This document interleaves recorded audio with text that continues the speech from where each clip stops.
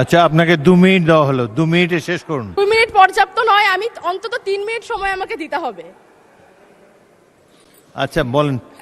আমি প্রস্তাব রাখছি জুলাই গণ 3 মিনিট অভ্যুত্থান দেন ওনাকে।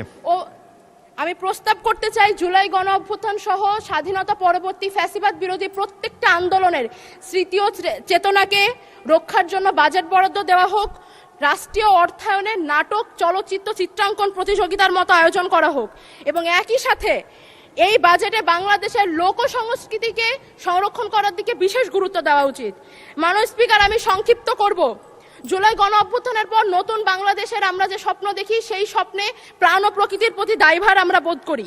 আমাদের বাংলাদেশে রয়েছে পৃথিবীর সবচাইতে বৃহত্তম ম্যানগ্রোভ সুন্দরবন, যা উপকূলের পাহারাদার হিসেবে প্রতি বছর আমাদেরকে প্রাকৃতিক দুর্যোগ থেকে বাঁচায়।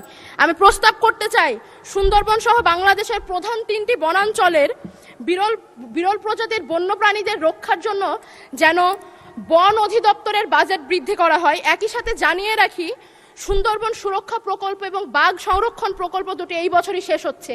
পুনরায় সকল বন্য পশুদের রক্ষার জন্য একটি যেন সুন্দর প্রকল্প নেওয়া হয় এবং প্রাণ ও বৈচিত্র্য গবেষণার দিকে বিশেষ গুরুত্ব দেওয়া হয়।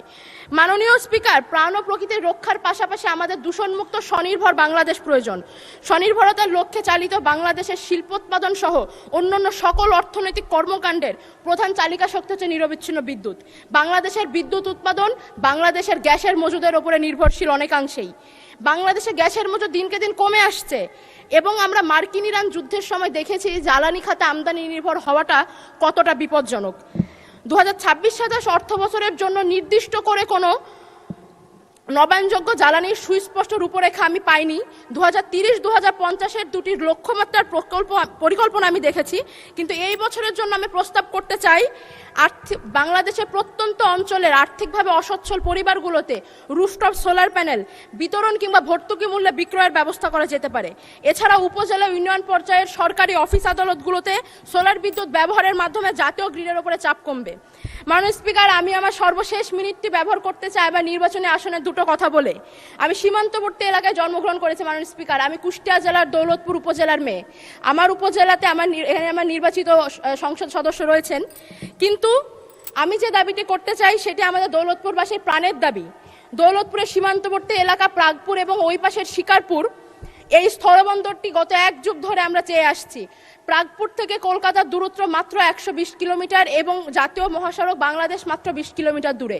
এখানে স্থলবন্দর প্রকল্পটি গত 1 যুগ ধরে আটকে আছে। এই প্রকল্প বাস্তবায়ন করতে সরকারের খুব বেশি অর্থ বরাদ্দের প্রয়োজন নেই। মাননীয় স্পিকার, আমি অনুরোধ করছি পদ্মা নদীর ভাঙনে ক্রমাগত ভাঙনে নিঃস্ব হয়ে যাওয়া একটি বৃহত্তর জাতির কথা চিন্তা করে আমাদের জন্য স্থলবন্দরটি দেওয়া হোক মাননীয় স্পিকার।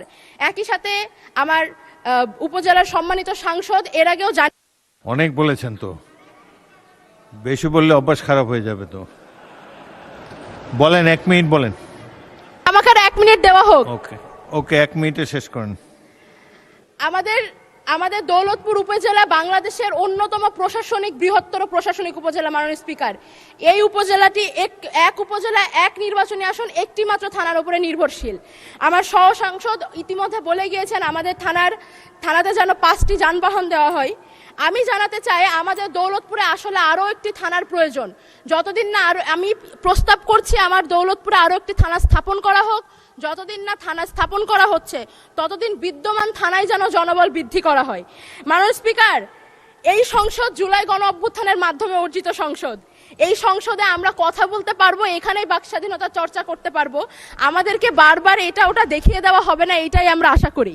এই সংসদ জনগণের জন্য কল্যাণকর হয়ে উঠুক, এই আশা ব্যক্ত করে আমি আমার বক্তব্য শেষ করছি। সময় দেওয়ার জন্য আপনাকে অসংখ্য ধন্যবাদ। ধন্যবাদ মাননীয় সদস্য। ইউরোপ, এশিয়া, আমেরিকা যেখানে যাই, বিশ্বের 145টি দেশে আজ ফ্রুটো পাই।